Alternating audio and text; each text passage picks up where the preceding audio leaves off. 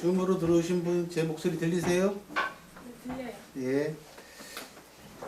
이거 음소거 안 해도 되지? 네, 음소거 자동으로 다 음소거 들어오게 돼 있어요.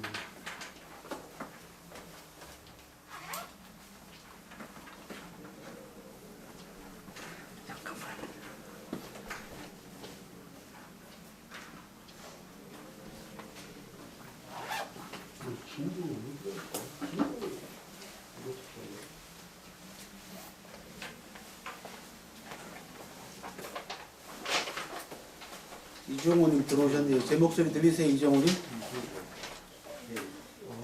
이종호님 목소리 들리면은 문자를 남겨주시든지. 잘 들립니다. 안녕하세요. 예, 안녕하세요. 예. 어딘가요, 거기가? 이종호님? 서울입니다. 서울이요. 반갑습니다. 예.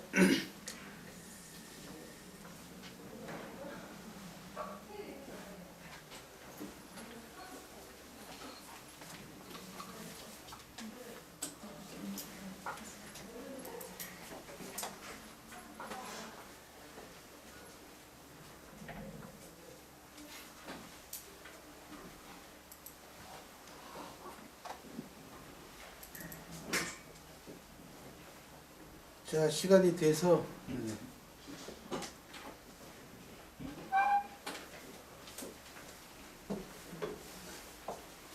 내 얼굴 나오니? 네. 이렇게. 자, 앉으세요. 예.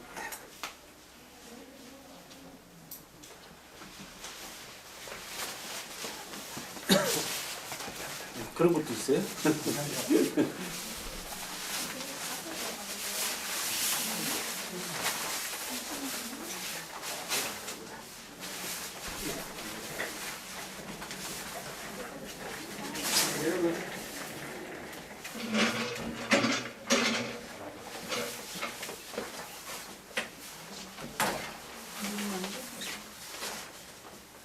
뭐 붙이는 게 있어요? 네, 다시 원래 다 있습니다.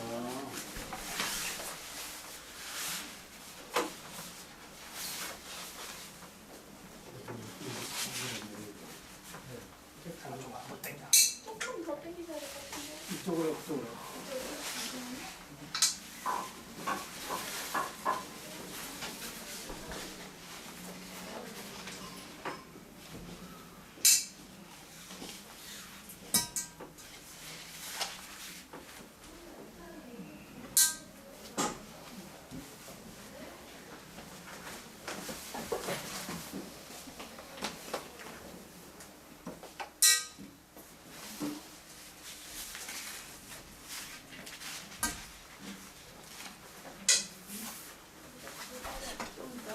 지금 도서관에서 플래카드 나느라고 조금 시간이 걸리고 있습니다. 예. 좀 당기고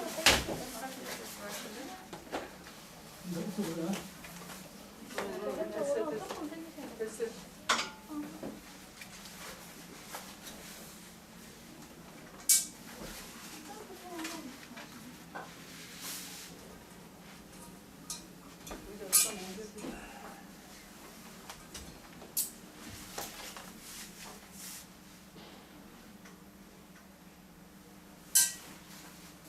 그거를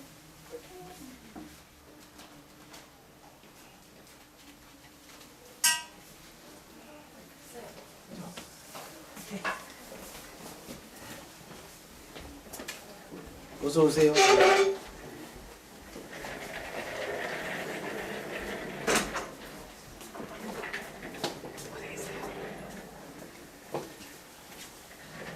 자, 시작해 보도록 하겠습니다. 예. 지난주에는 전 세계의 흐름, 메가 트렌드라고 하는 전 세계 흐름과 그다음에 이제 동양 리더십의 중요한 핵심적인 부분들을 몇 가지 정리를 해드렸고, 그다음에 이제 제자백과 가운데에서 유가와 법가의 주요 내용들, 한비자, 순자 이 사람들의 이제 리더십과 관계되어 있는 앞으로 미래에 있어서 중국의 역사와 문화 속에 침전되어 있는, 가라앉아 있는 이런 제자백가들의 사상이 현대 리더십에 어떤 영향을 줄 수 있을까라고 하는 그런 측면에 초점을 맞춰서 육아의 대표 선수로 순자를 좀 부각을 시켜봤습니다. 지금까지 순자는 많이 알려지지 않았던 인물이죠. 그리고 제자백과의 대부분의 정치적 주장이나 그 다음에 사상들이 개인 위주였는데 순자 때 들어오면은 다른 사람과의 관계 문제, 즉 집단과의 관계 문제, 사회와의 관계 문제로 확대되기 때문에 순자의 이론이 사상이 대단히 주목해 볼 만한 사상이다. 그런 말씀을 드렸고, 그 다음에 또 하나 중요한 것은 동양사회에 늘 지배해왔던 통치자들의 이데올로기로 항상 육아와 법가가 공존해왔다는 거죠. 겉으로는 늘 육아의 인의를 내세우면서도 실제로 통치 수단은 아주 잔인한 법가의 수단을 가지고 통치 질서나 권력을 유지해왔다라는 점. 이걸 이제 외유내법이라고 제가 간단하게 말씀드렸어요. 겉은 육아고 안은 법가다라는 거죠. 그러면서 우리 사극에 보면은 아주 맨날 공자맹자 얘기하고 입으로는 중력을 얘기하고 하면서도 정쟁이 일어나면은 상대편을 아주 잔혹하게 고문하고 그죠. 죽이는 일들이 굉장히 많았지 않습니까? 지금까지 그런 부분들을 깊이 있게 이제 통찰하지 못하다 보니까 이제 일반인들이 바라볼 때는 그 드라마가 좀 곤혹스럽죠. 공자를 앞세우고 인의를 앞세우는 사람들이 어떻게 저렇게 잔인할 수 있을까? 잔혹하게 사람을 죽이고 처단할 수 있을까? 이런 부분들이 늘 딜레마였는데 사실은 알고 보면 그게 아니고 뿌리 깊게 출발부터가 그랬다는 거죠. 중국 같은 경우도 육아를 국가 통치 이데올로기로 즉 유교로 확정을 하면서 2000년 전에 확정을 하면서도 그 육아의 기본적인 모습을 뒷받침해 주기 위해서 그 안에서는 아주 마치 그 물 위에 떠 있는 호수 위에 떠 있는 오리가 겉에서 바라볼 때는 굉장히 우아하게 그죠 둥 떠다닌 것처럼 보이지만 실제로 그 밑에는 발이 얼마나 많이 그죠 물장구질을 얼마나 많이 합니까? 그죠? 똑같다라는 거죠. 동양사회가 그랬다는 겁니다. 그게 본질입니다. 실제로는. 그러니까 새롭게 발견한 것이 아니고 원래 그랬습니다. 그런 부분들을 통치자들이 대놓고 우리는 이렇다라고 얘기 못 하잖아요. 우리는 겉으로는 인의를 내세우지만 속으로는 잔혹하게 법으로 할란다 이런 얘기를 못 하죠. 이게 대단히 이제 위선적인 부분들이 있었던 건 사실인데 조금만 그 것을 덜어내면은 그 법과의 모습이 보인다. 외유 내법은 동양사회의 지금까지 권력과 통치와 그 다음에 기타 사회 질서를 지켜나가는 기본적인 하나의 가장 중요한 핵심 요소였다. 코어였다. 그런 얘기입니다. 그 얘기를 말씀을 드렸고, 그리고 그 육아나 법과에서 추출되는 리더로서의 갖춰야 될 여러 가지 자질론에 관한 문제를 순자하고 한비자 이론을 가지고 지난 시간에 잠깐 말씀을 드렸습니다. 이제 오늘부터는 본격적으로 이제 리더십 20단계라고 제가 제목은 이렇게 붙였습니다만 실제로는 단계가 아니고 전방위적입니다. 이게 한층 한층 밟아서 제일 20층까지 올라가는 것이 아니고 20개가 모두 한꺼번에 작용을 하는 겁니다. 이걸 제가 딱 달리 표현할 길이 없어서 단계라고 말씀을 드렸죠. 근데 실제로 단계도 있긴 합니다. 기본적으로 뭐가 제일 중요하고 뭐가 가장 기본이 되는가라는 부분들은 있기 때문에 그냥 편의상 단계라고 제목을 처음에 정했어요. 그러다가 여러분들하고 이제 강의를 시작하고 지난주 말씀드린 대로 이 강의는 이미 글로는 다 만들어져 있는 거다라고 말씀을 드렸잖아요. 그리고 출판사하고 계약도 했는데 출판사에서 어제 교정지가 왔습니다. 첫 교정지가. 그러면서 계속 두 번째 강의를 준비하고 이제 세 번째 강의도 제가 준비를 하고 있는 와중에서 가만히 생각해 보니까 단계론보다 다른 제목이 없을까 아주 고민을 하다가 리더의 힘 20 뭐 이렇게 한번 이제 제목을 붙여봤어요. 이제 좀 이따가 1단계부터 하나부터 첫 번째부터 20개를 쭉 일하는데 부제목으로 전부 다 제가 힘을 붙여봤어요. 뒤에다가 그래서 제목이 지금 현재 접근해 가고 있는 중입니다. 그래서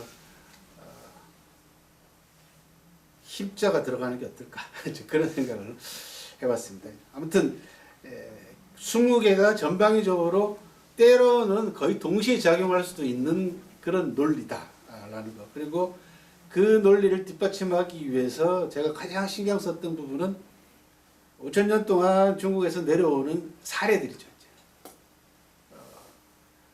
사실은 역사 공부하는 사람 입장에서는 뭐 사회과학하거나 또는 그 복지하거나 이런 분들이 꼭 논문을 쓰게 되면 이제 뭐 정량 분석을 하냐, 정성 분석을 하냐 이런 얘기가 있잖아요. 수적인 분석, 통계치를 가지고 수적으로 분석할 것이냐 이제 이런 고민들을 많이 하는데 역사에서는 사실은 숫자를 가지고 통계를 이용하거나 이런 부분들은 뭐 계량사학이라고 해가지고 없는 건 아닙니다만은 크게 주목을 받지 못했습니다. 근데 저는 공부할 때부터 통계를 굉장히 중시합니다. 통계라는 게 무슨 뭐 복잡하게 방정식 하려고 이런 게 아니고요. 더하고 빼는 겁니다. 그 경우의 숫자를 전부 다 헤아려서 초등학교 학생이 산수하듯이 신라 왕이 총 몇 명이나 있었는가 이런 거죠. 조선시대 때 왕이 총 몇 명이나 있었고 중국은 제왕들이 5,000년 동안 어느 정도 있었는가라는 걸 통계를 내보는 겁니다. 그리고 난 다음에 그 숫자를 가지고 재미난 것들을 만들어낼 수가 있습니다. 첫 번째는 뭐냐면 얼마나 오래 살았을까? 궁금하시지 않아요? 그죠? 역대 제왕들의 평균 수명이 얼마나 됐을까부터 시작해서 그 다음에 그러다 보면 이제 제일 오래 산 제왕들이 나오고 가장 단명한 제왕도 나올 거 아닙니까? 두 번째, 임금 자리에는 얼마나 오래 있었을까? 이런 거죠. 평균 재위. 세 번째, 사망 원인은 뭘까? 자연살까? 아니면은 독살 당했느냐? 아니면은 나라가 망해서 죽었느냐부터 시작해가지고 여러 가지 또 사망 원인이 나옵니다. 이런 것들이 다 기본적인 통계죠. 굉장히 재미난 것들이 추출이 되더라는 겁니다. 역사 공부하는 데 있어서 그런 부분들을 소홀히 해와서 그렇지 실제로 통계를 이렇게 간단하게 내보면은 재미난 것들을 많이 발견해낼 수가 있습니다. 그리고 한 10여 년 전에는 제가 현자들의 평생공부법이라고 하는 책을 낸 적이 있어요. 중국의 유명한 명인들이 공부를 어떻게 했는가라는 독서법이죠. 공부법입니다. 저 공자님부터 시작해가지고 뭐 택동까지 이제 쭉 추려봤어요. 그러면서 인명사전을 통해 가지고 책을 좋아했던 소위 얘기하는 책벌레들이라고 하는 사람들을 쭉 추려가지고 생물 연도를 쭉 찾아봤죠. 그러니까 수명을 찾아봤어요. 그리고 그 시기에 또는 전체적으로 유명한 지식인들이나 유명한 사람들의 평균 수명하고 대비를 해보니까 재밌게도 평균 수명이 한 10년은 길어요. 책을 좋아했던 사람들이. 결과적으로는 생활 자체가 건전할 수밖에 없지 않습니까? 늘 책을 가까이 하는 사람들은. 그리고 규칙적인 생활도 하는 경우도 많고 하다 보니까 공부 좋아하고 책 좋아하는 사람들이 오래 살기도 했다라는 또 재미난 통계도 나옵니다. 그리고 중국과 우리나라를 통틀어서 제왕들, 왕들을 쭉 조사를 해봤더니 명군으로 추앙을 받고 있는, 존경을 받고 있는 사람들의 기본적인 평균 수치가 뭐냐 그러면은 20 내지 30살 무렵에 임금 자리에 올라서 20년 내지 30년 정도 재위하다가 60 이전에 세상을 떠난 사람들이 다 명군들이라는 거죠. 아버지가 죽기 전에 임금 자리 못 올라가는 게 왕조 체제인데 그죠? 예. 그건 그렇다 치더라도 저는 그걸 내기 위해서 그런 게 아니라 왕조 체제에서 특히 평균 수명이 오늘날보다 현저하게 짧았던 그 시대에 있어서 최고 통치자의 자연이 가져다주는 수명이라는 게 굉장히 중요한 의미를 갖더라는 겁니다. 이제 우리 앞으로 얘기를 하다 보면 당태종 얘기가 많이 나올 텐데 당태종 같은 인물은 50대 초반에 세상을 떠났어요. 중국 역사상 최고의 명군으로 꼽히지 않습니까? 그런데 세상을 떠나기 한 1, 2년 사이에 엄청난 리더십의 변질을 가져옵니다. 신하들을 괜히 화가 나가서 죽이거나 모함해서 반역으로 몰아서 죽이거나 이런 사례들이 나옵니다. 근데 그게 한 단계 심화되기 전에 세상을 떠나버렸어요. 그러니까 자연이 부여한 수명이 얼마나 중요한가라는 거죠. 왕조 체제에 있어서 명군으로 평가를 받기까지는 가만히 보면 우리나라 세종대왕도 그랬고요. 종조대왕도 그랬어요. 오래 앉아있던 사람들은 거의 예외 없이 말년에 들어와가지고 문제점들을 많이 표출을 하더라는 거죠. 이게 아무래도 인간이 판단력이라든지 그죠 이런 이 인간이 가지고 있는 기본적인 노세와 이런 부분들은 나이에 따라서 어쩔 수 없지 않습니까? 그거는 현대 리더하고 연결을 시켜보면은 리더들이 적절한 시기에 자기의 진퇴 문제를 현명하게 결정하고 판단해야 된다라고 하는 하나의 통찰력을 또 얻을 수 있게 되는 거죠. 그런 부분들이 이제 이런 것들이 통계 수치를 가지고 재미난 결론들을 많이 끌어내 봤습니다. 그래서 여기 이제 20단계이긴 합니다만 좀 전에 말씀드린 대로 이게 전방위적으로 작용할 수도 있고 또 이 가운데에서 가장 내가 뭐가 부족한가라는 부분들을 골라서 집중적으로 그 부분의 리더십을 단련할 수도 있는 항목들이 있고 또 하나는 내가 여기부터 시작해가지고 여기까지 가봐야 되겠다라고 하는 진도에 관계되어 있는 문제하고도 관계가 있고 이 부분은 내가 전혀 예상하지 못했던 리더십의 항목이다라고 하는 부분도 있습니다. 그리고 처음 이 제 강좌의 가장 큰 주제 가운데 핵심 가운데 주제가 뭐냐면 이제는 모두가 다 리더가 되는 세상이라는 얘기죠. 그래서 보편적인 리더십의 항목으로서의 20개가 역시 추출이 가능하다라는 거 하나. 그리고 그것이 곧 한 인간의 고귀함을 강화시켜주는 리더로 얘기하면 리더십의 힘이 되는 쪽으로 작용을 했으면 좋겠다라고 하는 취지에서 이제 힘이라는 얘기를 붙여봤습니다. 그래서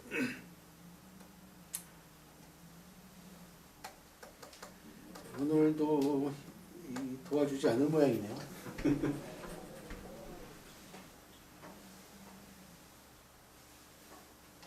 잠깐만요.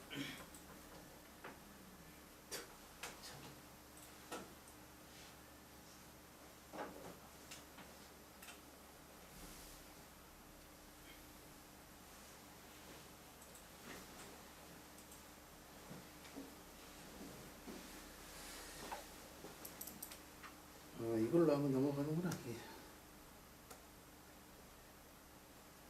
자, 그 강의 들으시면서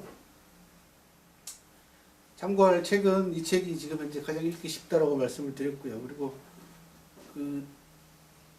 제 유튜브 김영수의 좀 알자 중국 유튜브에 보면은 리더십과 관계되어 있는 부분들, 사마천하고 관계되어 있는 부분들, 옛날 사람들이 공부하는 방법 이런 데에 대한 영상들이 여러 개 올라와 있으니까 함께 참고하시면 좋겠다 그런 말씀이고요. 우리가 앞으로 공부하게 될 20개 항목이 이렇게 도표로 이게 지금 리모컨이 안 됩니다. 그래서 제가 왔다리 갔다리 해야 돼요. 20개 항목이 이렇게 도표로 원 그래프로 그려져 있습니다. 제일 먼저 자질론부터 시작해가지고 관계론, 조직론 이렇게 갈 겁니다.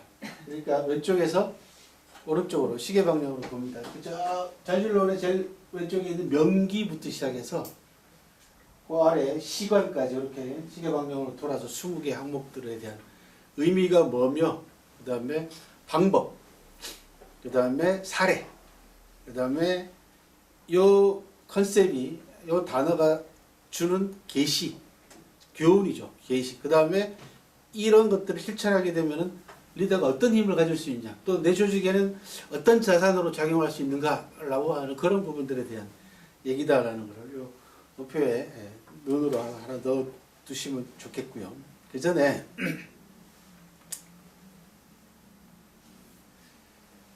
요 20개의 항목을 이제 여러분들이 조금 더 깊이 있게 이해하기 위한 사전 단계로 리더십 심화를 위한 기본 지식이라 그럴까? 이런 부분들을 좀 간단하게 말씀을 드릴게요. 이제 제가 지금까지 강의를 하면서 만들어 놓은 이제 제 뭐라 그럽니까? 이런 걸 다이어그램입니다. 이게 표인데 모든 조직의 기초는 가정입니다. 뭐 가정을 조직이라고 표현하면 조금 딱딱하긴 합니다만은 너무 뭐 드라이하게 말씀을 드리긴 합니다만 어쨌든 간에 두 사람 이상이 구성되어 있는 부분들은 다 조직입니다. 인간은 둘 이상만 만나면은 우열이 생기고 그 다음에 리더 그 가운데 한 사람이 끌고 나가는 리더가 되고 또 한 사람은 팔로우를 하는 그런 역할을 할 수밖에 없는 인간이 가지고 있는 본성이라든지 인간이 가지고 있는 성장 자체가 그렇다는 거죠. 그게 우열의 문제가 아니고 차이의 문제라는 겁니다. 가정도 적어도 부부부터 시작해가지고 자녀까지 포함하면 최소한 3명의 이상으로 구성되어 있는 가장 작은 기본 단위자 조직이 되는 거죠. 좀 이따가 또 보여드릴 겁니다만은 회사도 마찬가지고 국가도 마찬가지인데 똑같이 이렇게 그려집니다. 좀 지금부터 말씀을 드리자면, 자, 가정이 있으면은 부가 있고 모가 있고 자녀가 있잖아요. 근데 전통적인 우리의 가부장적인 논리에 따르면은 아버지가 모든 가정의 모든 부분들을 책임지죠. 그리고 만약에 그 아버지가 장남이면 가문까지도, 그죠? 예. 우리 집안 맨날 그러지 않습니까? 가문까지도 책임을 지는 막강한 책임과 그리고 동시에 막강한 권력을 가지고 있는 존재입니다. 한 집안에서 지금까지. 요즘 아버지라는 얘기가 아니고 옛날에 그랬다는 얘기입니다. 우리가 지금 얘기하고 있는 거의 99%는 전부 다 본 건 왕조시대 때 이야기이기 때문에 그 시대 때 가정이 이랬다는 얘기죠. 그래서 어머니는, 그죠, 순종해야죠. 살아서는 남편한테 순종해야 되고 죽으면은 자식한테 순종해야 됩니다. 옛날에 뭐 가치관이 그랬으니까요. 자녀는 복종이죠. 이런 관계라는 거죠. 기본적으로 이 관계는 왕조체제의 국가하고 똑같습니다. 잘 보시면 나라 국자에다 집가자가 있잖아요. 왕조체제의 왕을 계승하는 최고 통치자가 다 한 집안의 가장이잖아요. 이씨, 왕씨, 경주김씨 그랬잖아요. 그죠? 그래서 국가입니다. 전통적인 동양사상은 나라가 곧 집안이었어요. 그 집안이었다. 그래서 국가입니다. 기본적으로. 여기에서 하나도 벗어나지 않습니다. 똑같습니다. 요 3가지. 왕조체제는 이제 이렇게 됩니다. 그죠? 제왕이 있고 국가가 있고 왕조죠. 그죠?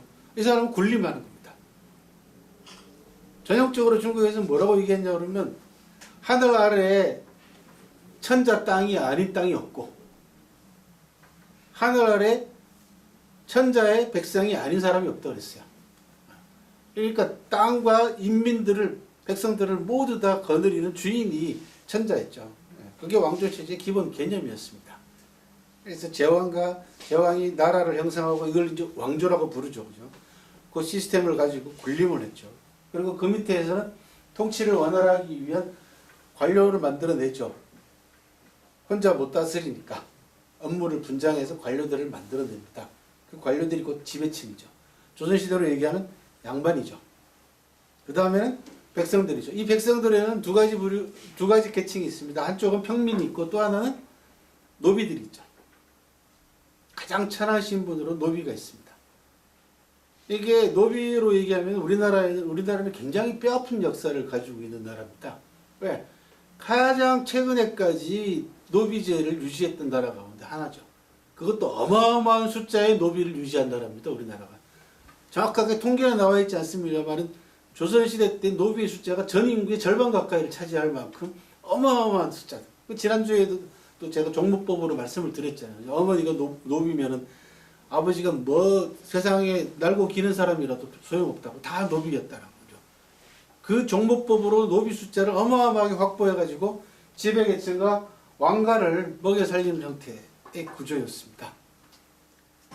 대개 다른 나라 같은 경우는 전쟁 포로라든지 한 나라가 망했다든지 이런 아주 극렬한 변화 속에서 붙잡혀온 사람들이 노비로 충당됐을 뿐이지 자국의 동포들을 법으로 종목법으로 묶어가지고 노비를 그렇게 대량으로 인구의 절반 가까이를 차지하게 만든 케이스는 거의 조선이 거의 유일합니다. 전 세계적으로.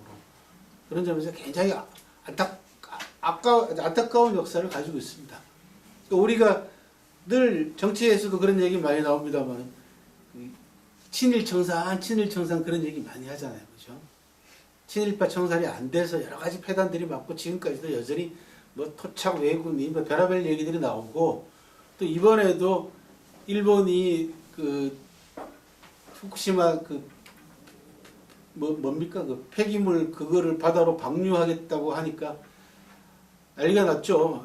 정말 뻔뻔한 족속들입니다. 거기가 진짜. 그랬더니 세종대학교의 어떤 교수 하나가 그거를 또 두둔하고 나섰잖아요. 저는 정말 이해가 안 가는 거예요. 그런 사람들이 내부죠. 도대체 어떻게 된 사람들이길래 다른 것도 아니고 거기다가 오줌물을 흘려버린다 그래도 욕을 해야 될 판인데 방사능 폐기 그거를 바다로 흘려보내겠다고 하는데도 그거를 두둔하고 나서는 지식인들의 도대체 이 내부조가 어떻게 되는지 상상을 못 하겠어요, 기본적으로. 그래서 우리는 늘 그 친일 문제가 대단히 심각한 문제다라고 늘 말씀을 해왔는데 또 한 가지는 뭐냐면 왕조체제의 잔재도 완전히 우리가 청산을 못했습니다. 왜? 조선 왕조가 개혁이라든지 또는 농민들 또는 민중들의 저항에 따라 가지고 무너져서 민주제도 새로운 체제가 쉽게 얘기하면 프롤레타리아 혁명이라는 걸 우리는 겪어보지 못했기 때문에 왕조체제가 무너질 무렵에 나라를 빼앗겨 버리는 바람에 그게 또 겹쳐버렸어요. 이게 이제 역사의 교집합이라는 겁니다.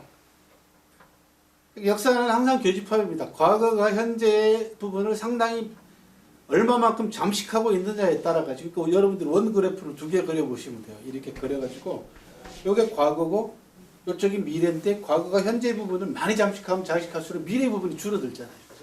그래서 과거사 청산이 중요하다는 겁니다.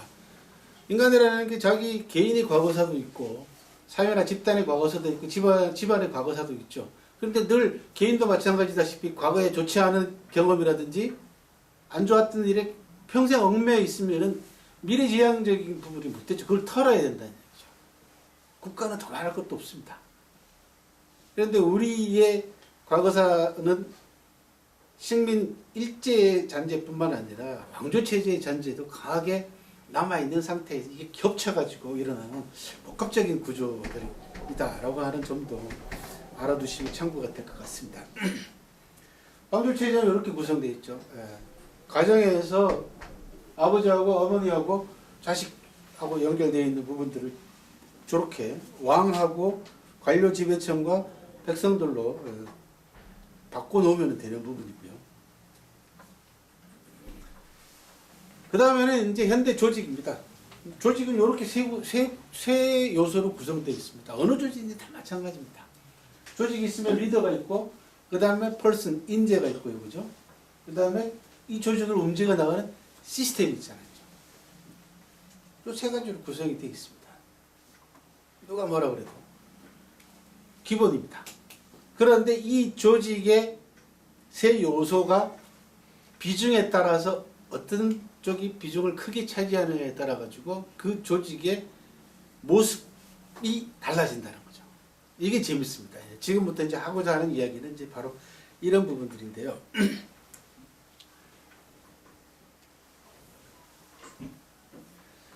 조직 한가운데 리더가 중심의 자리를 잡고 있어요. 모든 게 다 리더 중심으로 돌아간다.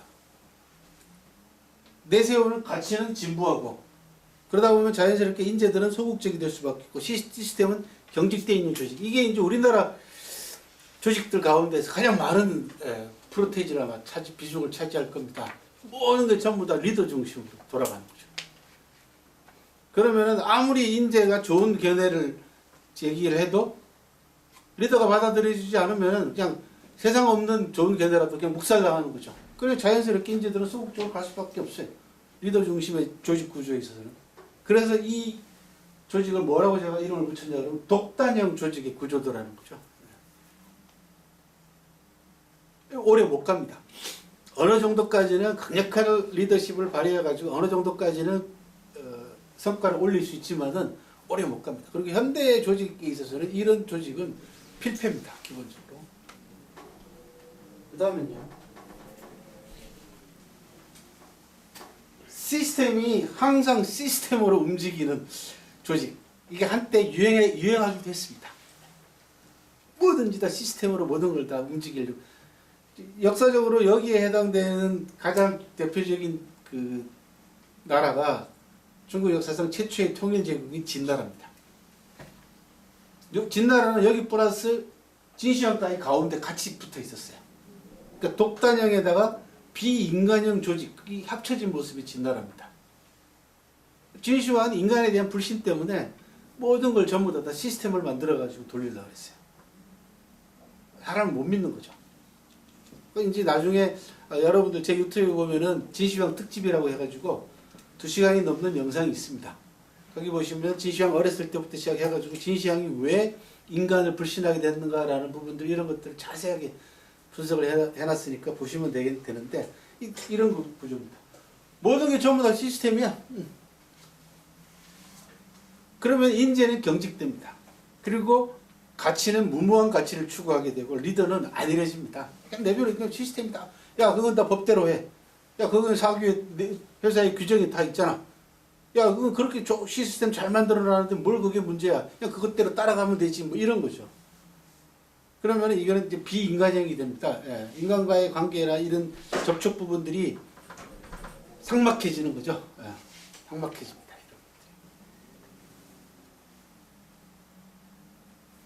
그 다음은 인재가 딱 중간에 중심에 자리 잡는 구조입니다. 인재가 중간에 자리를 잡으면 좋을 것 같지만 그렇지 않습니다. 모든 걸 전부 다 엘리트 중심으로 모든 걸 다 움직여버려요. 그럴 경우에는 가치는 무시됩니다. 왜? 잘난 놈들이 중간에 특실을 거리거든. 다 지잘났다고 큰소리 치는 놈들이 이 가운데 있어요. 핵심이야. 그 리더는 방관하는 거죠. 내버려 두는 겁니다. 그리고 시스템은 종속됩니다. 왜? 요 인재들이라고 하는 요 엘리트들은 시스템 같은 건 믿지도 않습니다. 왜? 내가 세상에서 제일 잘났는데. 나중에 어떻게 됩니까? 배가 산으로 가죠. 그래서 비효율적인 조직으로 만들어지는 겁니다. 대체적으로 조직은 요 세 가지 유형으로 크게 나눠볼 수가 있는데 최근 들어와가지고 이제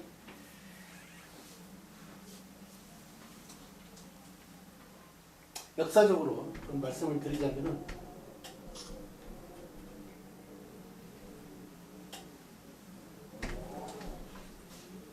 바람직한 이상적인 모형은 역사적으로서는 관포지교를 제가 늘 염두에 예를 들어 드립니다. 제 나라가 춘추 초기 때 최고의 강대국으로 부상할 수 있게 됐던 가장 중요한 원동력은 관중과 포숙이라고 하는 두 걸출한 뛰어난 인재 덕분이었습니다. 그런데 이 두 인재가 서로 경쟁을 하거나 다투었더라면은 제 나라가 그렇게 성장을 못했죠. 여기에는 포숙이라고 하는 이 위대한 인간성을 가지고 있는 사람의 정말 담대한 양보가 작용을 합니다. 자기 자신한테 돌아올 재상자리를 능력이 뛰어난 관중에게 양보를 합니다. 리더인 제나라 황공을 설득을 해서 저한테 주시기로 한 재상자리를 관중에게 주십시오. 왜? 관중은 정치, 외교, 군사, 경제 모든 방면에서 전부 다 뛰어납니다. 라고 구체적으로 관중의 능력을 리더한테 제시를 합니다. 그리고 이 황공이라는 사람은 관중과 원수지간이었습니다. 관중이 활을 쏴가지고 황공을 죽이려고 한 적이 있어요. 화살이 다행히 이 허리띠에 가서 맞는 바람에 간신히 살았거든요. 그런데 포숙이 나서가지고 황공을 설득을 해서 관중을 살려주는 것과 동시에 관중에게 재상자리를 양보를 합니다. 이렇게 해서 바람직한 리더와 그죠 동료 관계, 처음에 프렌드십으로 시작한 이 두 사람의 관계가 나중에 펠로우십으로 동료 관계로, 근데 기꺼이 포숙이 관중 밑으로 들어가죠. 여기가 팔로우십이죠. 우리나라 조직에서 가장 부족한 부분이 뭐냐 그러면 팔로우십입니다. 안 따라준다는 거죠. 항상 뒤에 가서 딴소리하고 이제 뒷담화가 너무 많아. 우리나라 조직은요. 그래서 뭔가 정상적인 코스를 밟아가지고 뭔가를 해결하려고 하지 않고 항상 다른 변칙적인 방법으로 자꾸 일이 틀어지고 바뀌고 하는 이유가 거기 있습니다. 이게 팔로우가 안 돼서 그렇거든요. 관포직의 가장 중요한 핵심은 저는 포숙의 팔로우십이라고 항상 주장합니다. 이 위대한 양보가 얼마나 큰 일을 해냈느냐 그러면요. 제 나라를 그 당시 최고 강대국으로 만들었을 뿐만 아니라 첫 번째 나라로 보면 그렇고요. 두 번째 제 나라 백성들을 전부 다 부유하게 만들었습니다. 누가? 관중의 능력으로. 관중은 2700년 전에 전 세계에서 그 유일무이한 최고의 경제 전문가였습니다. 여러분들도 들어보셨던 먹고 입는 게 넉넉해야지 예절을 한다. 의식주기 지예절. 창고가 가득 차야지 명예와 치욕을 한다. 이 관중이 한 말입니다. 2700년 전에. 즉 경제적 기초가, 즉 물질적 생활의 기반이 도덕과 예의를 결정한다는 겁니다. 이제 이거를 사회과학적으로 얘기하면 유물사관입니다. 유물주의 사관이에요. 그런데 정확하지 않습니까? 잘 생각해 보시죠. 이때는 유물주의가 뭐가 없어요. 2700년 전에 무슨 유물주의가 있어요. 그죠? 2700년 전입니다. 다른 것도 아니고. 기원전 7세기 사람, 8세기에서 7세기 넘어갈 때 사람입니다. 근데 관중은 대부분의 그런 철학을 가지고 있는 거죠. 먹고 입는 게 넉넉해야지 예절을 한다, 사람이. 그리고 내 통장에 잔고가 꽉 차 있어야지 명예와 치욕을 한다. 그 얘기 아닙니까? 창고가 꽉 차 있어야 된다는 얘기는.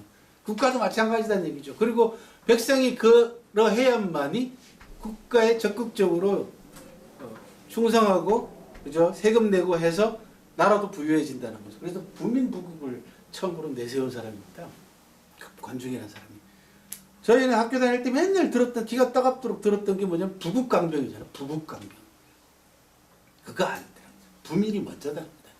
백성들이 잘 살아야 된다는 겁니다. 그래서 요 몇 년 사이에 우리 사회에 벌어졌던 가장 중요한 핫 이슈 가운데 하나가 기본소득 문제 이런 거잖아요. 그죠? 그 다음에 재난지원금 준다고 했을 때 논쟁 벌어지고, 그 다음에 기초소득이 얼마나 되느냐, 그 다음에 한 시간당 받는 노동력에 대한 대가가 얼마냐, 이런 거, 시급이 얼마냐, 이런 거 가지고 맨날 싸우고, 언론에서 왜곡 보도하고 난리를 쳤지 않습니까? 그거 난리칠 이유가 없습니다. 국민들이 최소한의 자기의 존엄을 유지할 수 있는 생활적 기반이 없으면은 국가의 정책이나 국가가 뭘 시행하고자 하는 부분들을 따라주질 않아요. 내가 이렇게 못 사는데 누가 그걸 따라주고 싶겠어요? 그러니까 놀랍게도 그 부분을 누가 정확하게 지적했냐 그러면 맹자라는 사람이 주장을 했습니다. 맹자의 유명한 항산항심론이라는 게 있습니다. 항산이라는 건 뭐냐 그러면, 항자는 우리가 지속한다, 오래간다, 그죠? 예. 영원하다, 그런 뜻입니다. 항산이라는 건 뭐냐 그러면 내가 일정하게 고정적으로 계속해서 필요하면 영원히 농사를 지을 수 있는 땅이나, 그 다음에 일정한 재산을 얘기해요. 산자는 재산입니다. 항산, 그게 있어야만이 항심이 있다는 거죠. 변하지 않는 마음이 있다는 거죠. 이 변하지 않는 마음이라는 게 뭐냐? 국가에 세금을 내거나 국가의 군대의 의무를 군인으로 나가거나 하는 그런 국가에 대한 충성심이 항심이에요. 2300년 전에 맹자도 기본소득을 주장한 사람이에요. 그게 기본소득입니다. 다른 게 아니라. 이걸 가지고 싸운다는 건 뭐냐 그러면 우리나라의 정치나 정책을 수립하는 사람들의 기본적인 철학이 여전히 빈곤하다는 거죠. 공자는 뭐라 그런지 아십니까? 가난이 문제가 아니라 고루 분배되지 못하는 걸 걱정해야 된다 그랬습니다.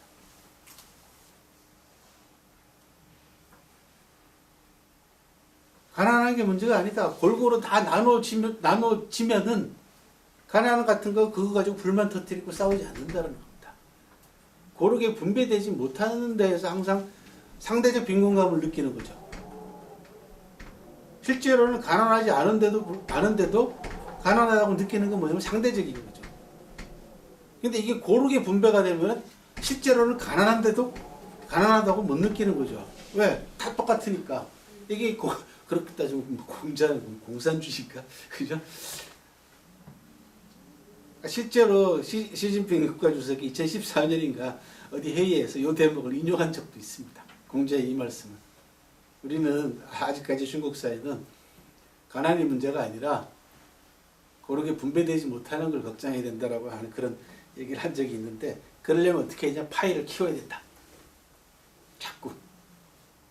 이런 얘기도 한 적이 있습니다. 그러니까 왜 이런 말씀을 드리냐 그러면, 동양 사회에 있어서 아마 저는 조선시대 때 학자들의 책들이나 이런 걸 좀 깊이 있게 연구를 해보면은 지금 제가 말씀드리는 거하고 비슷한 주장들이 분명히 있습니다. 한국 사회가 그런 것들을 발굴하고 얘기를 해서 우리 방식대로 그죠? 우리 국민들의 특성에 맞춰 가지고 그런 논의들을 깊이 있게 진행하지 않고 정치가들이 그런 부분에 대해서 공부를 하지 않다 보니까 무슨 뭐 기본소득 얘기하면은 뭐 빨갱이냐 뭐 이런 소리 하고 있다는 얘기죠. 번지수를 한참 잘못 짚은 거다. 본질은 그게 아니다라는 겁니다. 지금 말씀드린 대로 이런 거라는 거죠. 먹고 입는 게 넉넉해야지 예의를 알게 되고 예의 염치 이것도 이제 그 관중이 한 말입니다. 예의 염치는 중국말로 사유라고 합니다. 가장 중요한 네 가지 기틀이 되는 거죠. 예의 염치라는 게. 근데 이 예의 염치가 사회의 기풍으로 형성이 되려면 백성이 잘 살아야 된다. 뭐 예의 염치가 사회 기풍으로 자리를 잡게 되면요 교육이 맥힙니다. 교화가 맥히죠. 정책이 맥힙니다. 거기 뭐 좌우가 뭐가 필요합니까? 아무 그럴 필요 없잖아요. 그리고 자기네 나라 국민들, 자기네 나라 백성들 기본적으로 먹고 사는데 걱정 안 하게 만들어주는데 그게 뭐가 문제가 됩니까? 그게 이념하고 무슨 상관이며 사상하고 무슨 상관이겠습니까? 아무튼 이 기본적인 조직 구조에 대해서 역사적으로 가장 바람직한 사례를 남겨놓은 것은 관중과 포수과 제나라 황공이 보여준 요 세 사람의 컨비네이션이 부민부국을 이뤘다라는 거죠. 심지어 어느 정도였냐 그러면 관중은 제나라 황공보다 잘 살았답니다. 사치스럽게. 그런데도 어느 누구도 백성들 어느 누구도 관중을 비난하는 사람이 없었다는 거죠. 왜? 자격이 있으니까. 백성들은 그만큼 부자로 만들었기 때문에 관중은 자격이 있다는 거죠. 이게 가장 이상적인 모델로서 역사적인 사례가 있고요. 그리고 현대의 조직 내에 있어서 가장 바람직한 구조는요. 중심에다가 리더도 아니고 인재도 아니고 시스템도 아니고 가치를 집어넣으라는 얘기죠. 한때 여러분들 들어보셨는지 모르겠지만은 리더십이라고 하는 단어 대신 브랜드십이라고 하는 단어가 유행한 적이 있습니다. 그러니까 한 기업과 한 조직의 가장 중요한 상징과 표상은 리더가 발휘하는 리더십이 아니라 그 리더와 그 조직원들, 인재들이 추구하고 있는 이 회사의 브랜드십이 곧 회사의 자산이고 생명이고 리더십을 대변한다는 거죠. 그래서 리더십이 문제가 아니라 이제는 브랜드십이다라고 하는 주장이 한때 크게 유행했던 적이 있습니다. 지금은 약간 시들해지긴 했습니다만은 여전히 필요하죠. 그게 뭡니까? 오늘로 쉽게 얘기하면 기업의 이미지라는 거죠. 요즘 뭐 더 그런 부분들이 강화됐죠. 자기 회사의 모델이 윤리적이나 도덕적으로 조금만 문제가 발생하면 바로 퇴출이잖아요. 바로 내리잖아요. 광고들을 보면은 그런 경우들이 비일비재로 벌어지죠.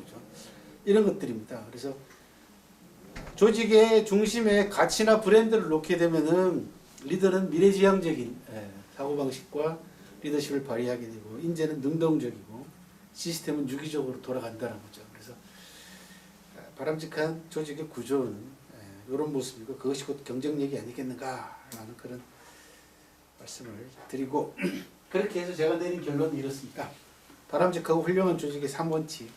첫째, 리더의 개입은 작고 적을수록. 둘째, 시스템은 간결하고 분명할수록. 셋째, 인재는 자유로울수록. 이런 모토를 가지고 조직과 기업을 이끈다면은 미래지향적인 그리고 21세기 그리고 22세기 앞으로 경쟁력을 갖춘 그런 조직과 리더가 되지 않을까 그런 생각을 해봤습니다. 여기까지가 이제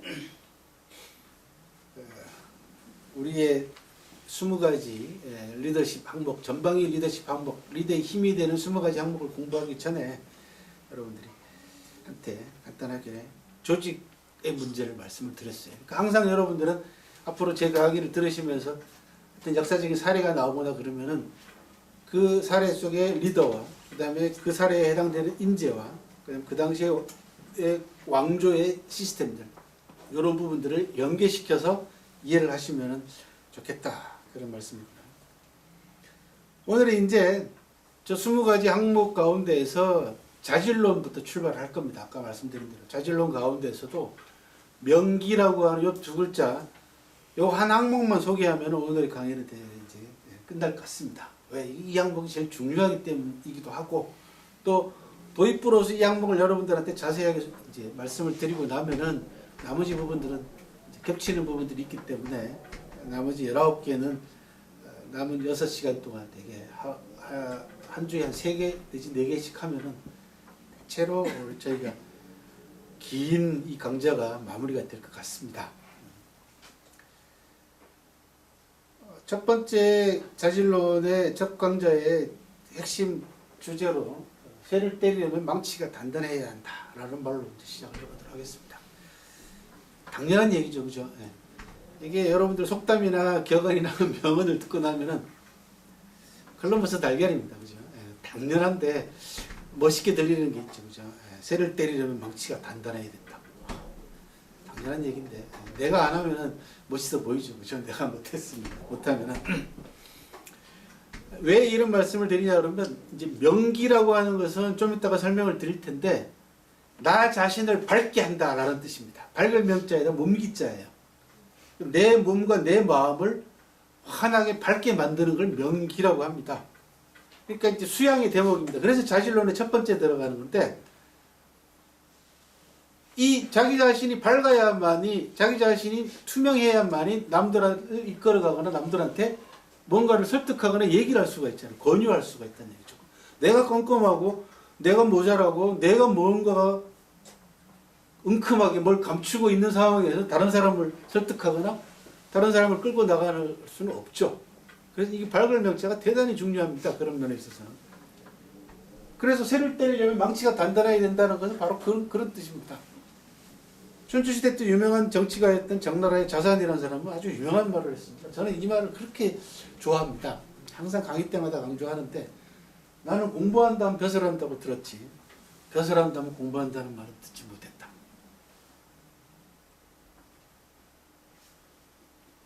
지금 우리 사회의 하위 지도층이라고 하는 사람들한테 딱 어울리는 이야기죠. 그죠? 예. 이게 인간이 되지 못하고 권력과 부를 가지다 보니까 나쁜 짓을 저지르면 가지고 있는 권력과 부를 가지고 그 나쁜 짓을 비호하고 감추고, 그죠? 예. 그런단 말이죠. 사람이 된 다음에 벼슬을 해야만이 내가 가지고 있는 권력과 부를 남용하거나 악용하지 않죠. 왜? 아니까요. 그런 부분들. 그런데 인간이 못된 상태에서 권력과 부를 가지게 되면은 나쁜 짓을 하면 이 권력과 부를 가지고 이 자리를 놓치지 않으려고 권력과 부를 남용하고 오용하고 악용한다는 겁니다. 그러다 보면 점점 더 나쁜 짓이, 이게 어느 정도로 문제가 심각하냐 그러면요. 여러분 이렇게 생각해 보시면 돼요. 공직자들이나 공직에 출마하려고 하는 정치가들이나 사회 지도층들이 비리 문제가 불거졌을 때 그 집안에 어느 누구 한 사람이 나와가지고 내가 이런 자식을 둬서 죄송합니다 라든지, 내가 이런 아들을, 내가 이런 아버지를 둬서 미안합니다, 정말로 미안합니다 라든지, 내 남편이 이런 사람인 줄 몰랐습니다, 국민 여러분께 죄송합니다 라고 사과하는 사람 보셨어요? 저는 한 번도 본 적 없습니다.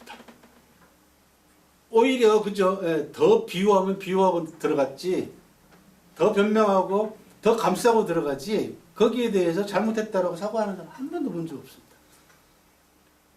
이게 그만큼 사람이 덜 된, 인간이 안 된 쪽에서 권력과 부를 장악하게 되면요, 자기 자식, 자기 와이프, 자기 남편, 자기 부모들까지, 물론 그 부모한테서 받은 거겠지만 죄다 물이 든다는 거죠. 총체적으로 같이 가버린다는 겁니다.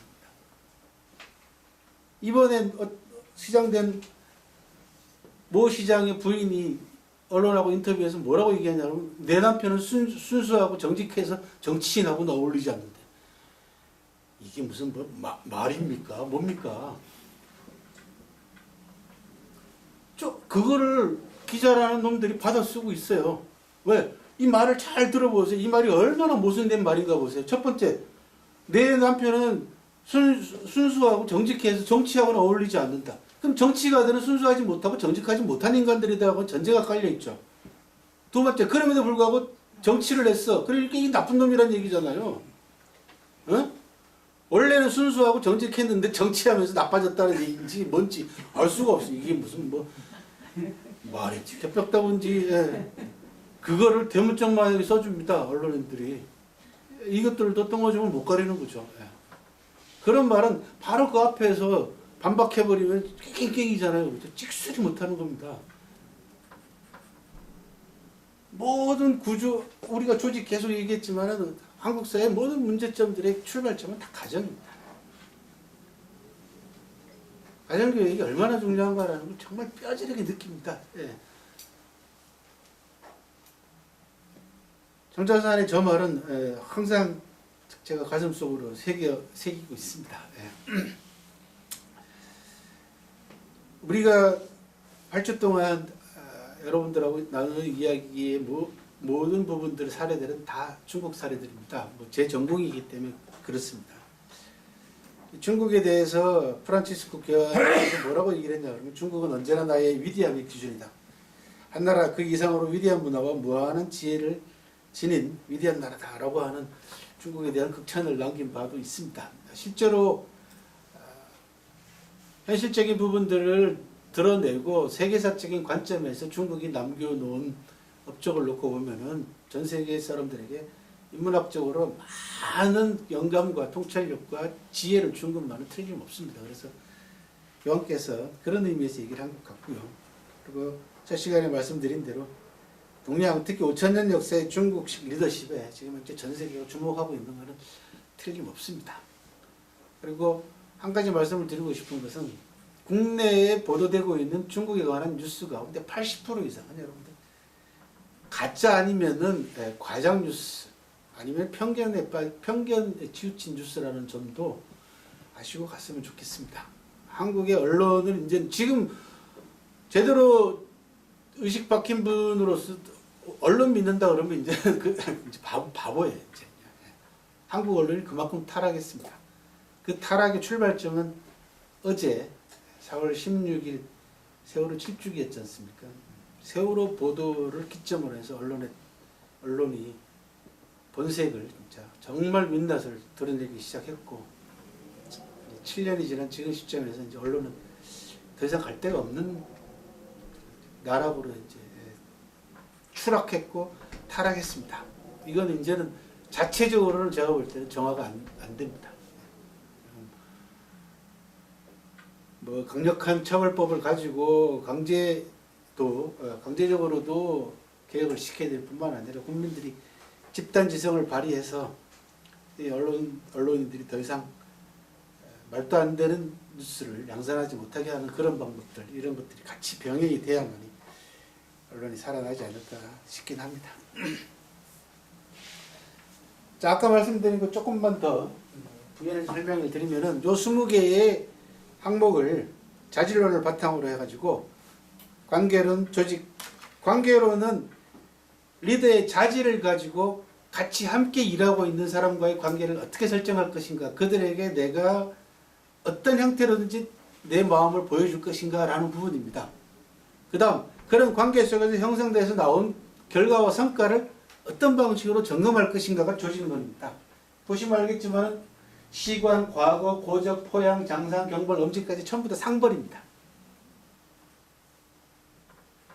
그래서 리더로서의 충분한 자질을 갖추고 그 자질을 가지고 그걸 바탕으로 해서 조직원들에게 내가 어떤 방식으로 베풀 것이며, 여기 보시면 수혜, 예조, 문병, 조율, 적대, 청거, 성구, 양현 이렇게 쭉 나와 있는 이게 전부 다 리더의 리더십의 표현 방법입니다. 이 앞쪽에 주로 대부분 다 뭐냐 그러면 개인이 갖춰야 될 자질이에요. 명기 같은 경우는 나 자신을 밝게 만들어라, 나 자신을 투명하게 하라는 건 개인적인 차원의 문제입니다. 개인의 리더십이죠. 그게 갖추어지면 이제는 관계론 쪽으로 들어가서 이러이러한 리더십이 발휘가 되고 조직원들과의 단결이라든지 그 다음에 조직원들과의 상호 합심 이런 부분들을 가지고 일을 잘 처리합니다. 그러면 결과가 나오잖아요. 그렇죠? 그 결과가 나왔을 때 어떤 방식으로 그 결과를 점검할 것인가 라는 부분을 자질론, 관계론, 조직론으로 조금 진부한 표현으로 제가 표현을 했을 뿐입니다. 예. 저도 적당한 표현이 생각이 안 나죠. 공부가 부족해서 그런지 어쨌든 간에 그렇게 해서 조직을 어떻게 지속 발전시킬 것이냐라고 하는 부분들에 초점을 맞춰서 실천 덕목이자 이게 20개의 키워드가 곧 리더의 힘이 되는 쪽으로 그렇게 해서 그 의미와 실천 사료와 방법과 계시와 그 다음에 공부하시라고 여러분들 관련된 명언 명구까지 그런 순서대로 소개를 하는 겁니다. 이제 그렇게 나갈 겁니다. 지난주에 제가 김강남 원장님한테 이제 부탁을 드리기를 그 단톡방 하나 만드시라고 했잖아요. 지금 이제 막 적고 계시고 막 사진 찍고 계시는데 그렇게 하시지 말고 단톡방 만들어 놓으면 제가 거기다가 PDF를 올려드릴 테니까 가져다 가서 직접 쓰시기 바랍니다.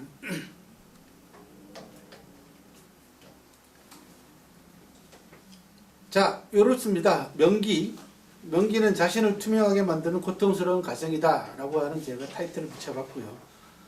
위공은 뭐냐 그러면 공을 미루다 라는 뜻입니다. 위자는 맡기다 미루다 라는 뜻이잖아요. 그러니까 누군가 공을 세우면은 그 공을 줘란 얘기예요. 이 위공에 관해서 제가 신문에다가 한번 글을 썼더니, 지방신문에 제가 있는 영광에서 글을 한번 썼더니 글을 여러 편을 썼는데 요 위공과 관계되어 있는 부분에 대해서 반응이 제일 세게 왔어요. 독자들 반응이. 왜 그러냐, 일은 쭈그라고 우리가 하는데 맨날 상은 위에서 받는다. 네? 장관상, 국무총리상, 대통령상 받는 사람들 보면 전부 다 이런 사람 밑에 있는 사람이 다 하고 상은 째다 맨날 그 사람들이 아무것도 한 것도 없는 사람들이 받는다는 거죠. 이건 그 반대입니다. 일을 하고 공을 세운 사람한테 상을 주고 공을 그대로 인정을 하라는 겁니다. 진심으로 위공을 하면 당사자뿐만 아니라가 빠졌네요. 그죠? 주변 사람들의 마음까지 얻을 수 있다. 안 그렇겠어요?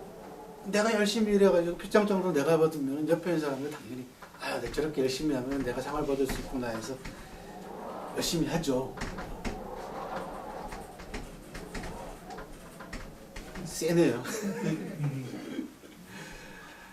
이 위공에 반대되는 말은 뭐냐 그러면 남공이라고 합니다.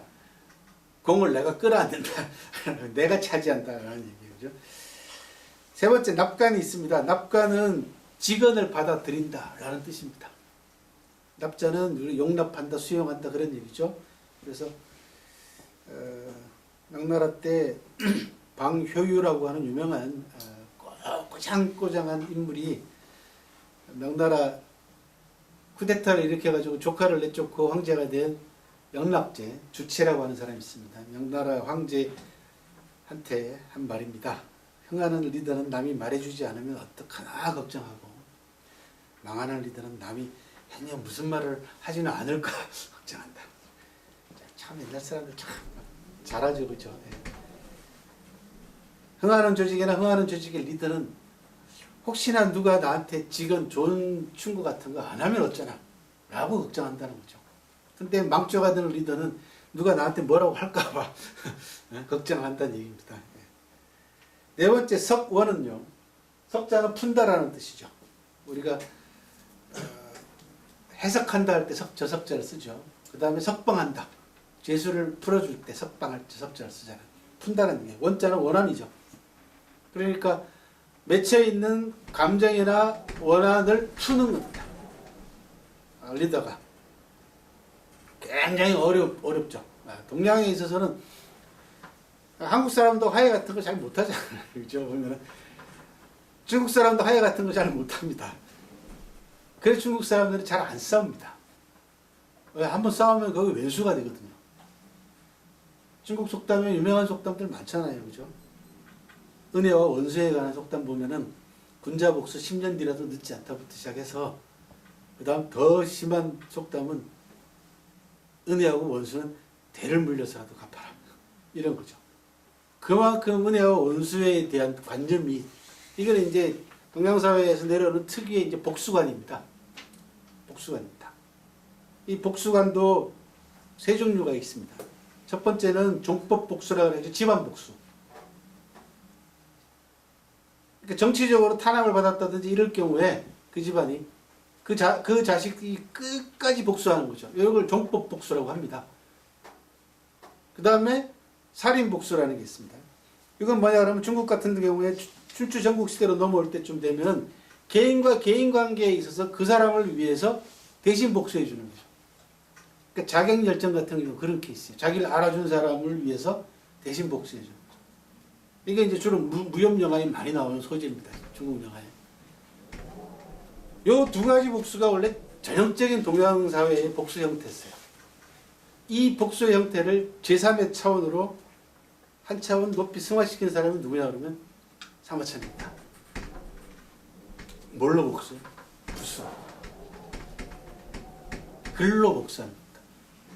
사마천은 억울하게 누명을 써가지고 그죠? 예. 사형 선고받고 살아남기 위해서 자기 자신의 성기를 자르는 어마어마한 비통한 개인사를 갖고 있단 말이에요. 얼마나 억울합니까? 울분이 얼마나 많이 맺혔겠습니까? 얼마나 원한이 맺혔겠어요.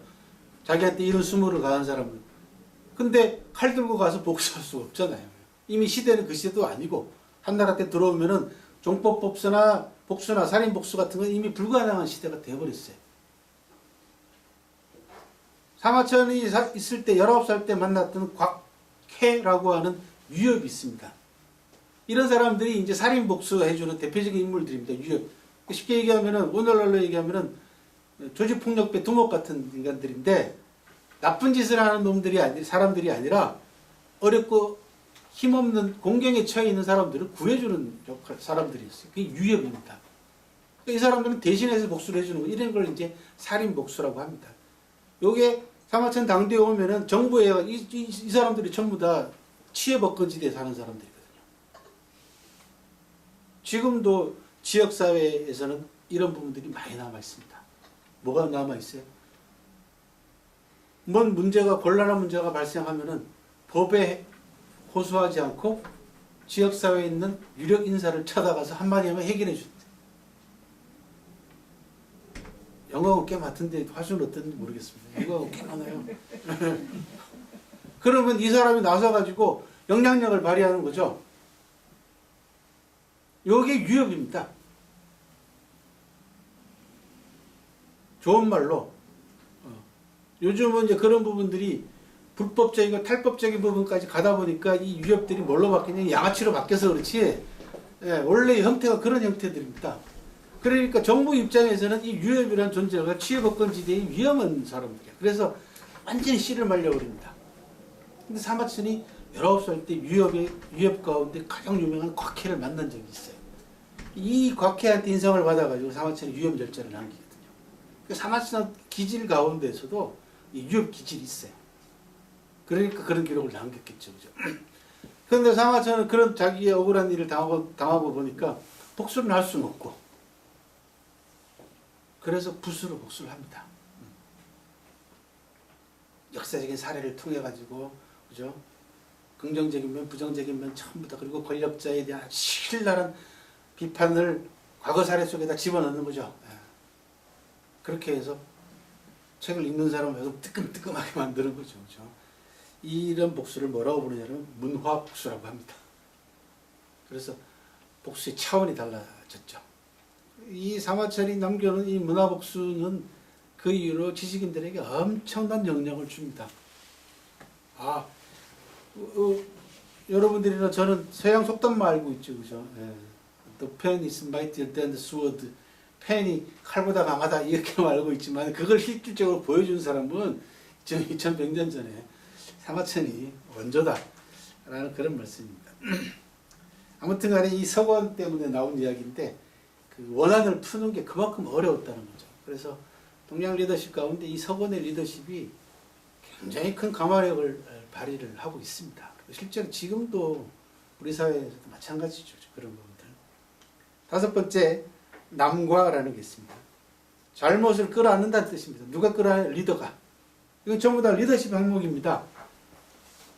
아랫사람이 잘못한 부분을 내가 끌어안는다는 거죠. 내가 잘못한 건 뭐 말할 필요도 없고 아랫사람의 실수나 작은 잘못을 미루지 않고 내가 끌어안는 거죠. 그러면 반대말은 뭐겠어요? 위가죠. 저기 위공처럼 그죠? 이제 잘못을 미루는 거죠. 이제. 그 다음엔 6번째 신범. 자기 몸을 모범으로 삼아라. 모범으로 보여줘라. 이게 솔선수범입니다. 마음에 앞서 내 몸, 내 행동이 표본임을 잊지 마라. 라고 하는 자질론 6개와 양현. 유능한 사람에게 양보한다. 라는 뜻입니다. 굉장히 어려운 거죠. 이게 아까 말씀드렸던 관포지계죠. 그렇죠? 대표적인 사례가. 성구. 간절하게 구하되 실질적으로 동원할 수 있는 모든 방법을 동원할 줄 알아야 된다. 성자는 정성을 다해서 구하라는 거죠. 천거. 이거 추천입니다. 누군가에게 이 사람을 추천하는 거죠. 10번째 적대. 불을 적자. 우리가 이제 흔히 많이 쓰는 말은 단심이라고 합니다. 단심. 붉을 단자, 마음 심자. 일편단심이라고 얘기하죠. 그래서 심장이죠. 자기 마음을 내보이는 겁니다. 심장을 내보인다는 얘기는. 그래서 적대하면은 진심을 담아서 정말 진정으로 마음을 주어서 대우한다라는 뜻입니다. 적대는. 적대시한다는 얘기 아닙니다. 적처럼 생각한다는 얘기 아니고 전혀 반대입니다. 그 다음에 문병조율. 이건 뭐 잘 아시죠? 아프면은 문병을 가고, 그 다음에 세상을 떠나면 조문하는 겁니다. 문병조율. 이것도 동양 리더십 항목으로 상당히 중요한 역할을 했고, 지금도 동양사회에서는 이 부분이 굉장히 중요합니다. 이제 이 항목에 들어가면 자세히 설명을 드릴 텐데요. 오늘날은 어떤 방식으로 문병조율을 적용하고 운용해야 될지 이런 얘기들을 이제 차차 나누도록 하겠습니다. 그 다음 예존. 극진한 예의를 갖추어 가지고 인재를 존중하라. 그런 이야기입니다. 좀 안 넘어갔네요. 그죠? 양현. 유능한 인재에게 양보한다. 성구. 정성을 다해서 구한다. 천거. 추천한다. 사심 없이. 그 다음에 진정한 마음으로 인재를 대우한다. 적대. 그 다음에 문병조율. 아프면은 찾아가보고 세상을 떠나면은 조문하는 문병조율이라고 합니다. 그 다음 예존. 예를 갖추어서 인재를 존중하는 겁니다. 뭐 인재라는 존재 자체가 굉장히 자존심이 센 존재인데다가 조금만 기분 나쁘고 수틀리면은 안 가죠. 그렇죠? 그래서 예를 갖추는 게 굉장히 중요합니다. 뭐 예나 지금이나 저는 뭐 마찬가지라고 생각하거든요. 필요로 해가지고 도움을 청하러 왔는데 무례해 보십시오. 누가 그걸 좋아하겠어요, 그죠? 그런 의미고. 수혜. 수혜는 이제 나중에 자세하게 설명을 드릴 텐데요. 요게 이제 그 기념 식수 하잖아요, 우리. 무슨 큰 행사 같은 거 있으면은 기념 식수라고 합니다. 나무를 심는다라고 하는 식수의 원조가 누구냐 그러면 공자의 제자인 자공이라는 사람입니다. 공자의 제자인 자공이 스승인 공자 무덤 앞에 외지에 사업차 나갔다가 저 남쪽에서 자라는 나무를 한 그루 가져와서 공자 무덤 앞쪽에 심어요. 그게 식수입니다. 그리고 그걸 다른 말로 뭐라고 해요? 수혜라고 합니다.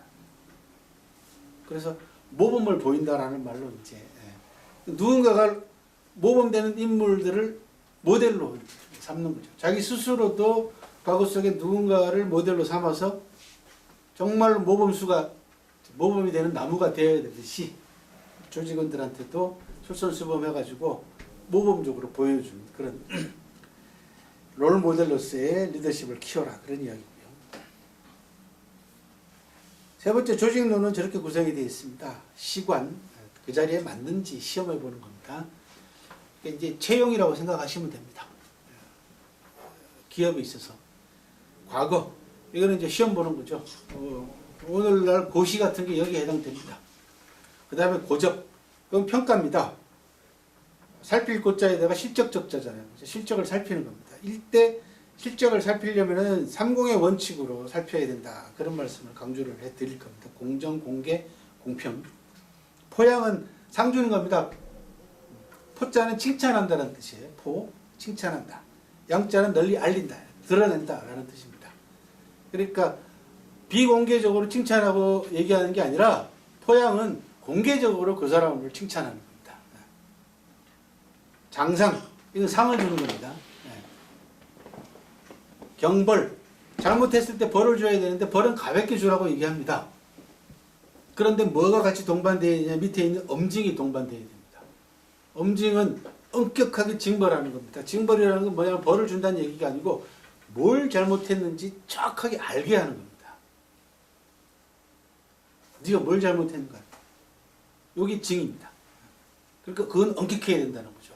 그리고 그 사람이 잘못을 인정하고 뉘우치고 나면은 벌은 경벌로 가볍게 주는 겁니다. 그래야지 효과가 있다. 이렇게 3개의 카테고리에 총 합쳐가지고 20개의 항목을 이제 여러분들한테 오늘 명기부터 시작해가지고 이제 6주 남은 동안 나머지 19개를 이제 다 자세히 설명을 해드리는 그런 우리 과정입니다. 자, 먼저 명기부터 이제 넘어가도록 하겠습니다. 제가 명기한테 붙인 부제목은 드러내는 힘입니다. 드러내는 힘. 아까 말씀드린 대로 이제 요게 책으로 이제 우리가 종강할 무렵 되면 아마 책이 나올 것 같습니다. 책이 나오는데 제목이 중요하잖아요, 그죠? 그래서 리더십 10단계론 마음에 안 들어, 그죠? 뭐 역사로 뭐 어쩌고 저쩌고 마음에 안 들어요. 그러다가 힘자에 딱 필이 꽂혔습니다. 그래서 힘자를 붙여봤습니다. 리더의 힘 20 이렇게 붙이면 어떨까? 여러분들도 나중에 좀 아이디어를 좀 주시기 바랍니다. 자기 자신을 드러내는 것 이거 쉽지 않습니다. 이때 드러낸다라고 했을 경우에는 뭐냐 그러면 잘난 척하는 거하고는 전혀 다릅니다. 이거 잘 하셔야 됩니다. 잘난 척하는 게 아니죠, 그죠? 자기 자신을 있는 그대로 드러내는 거 이거 이게 결코 만만치 않습니다.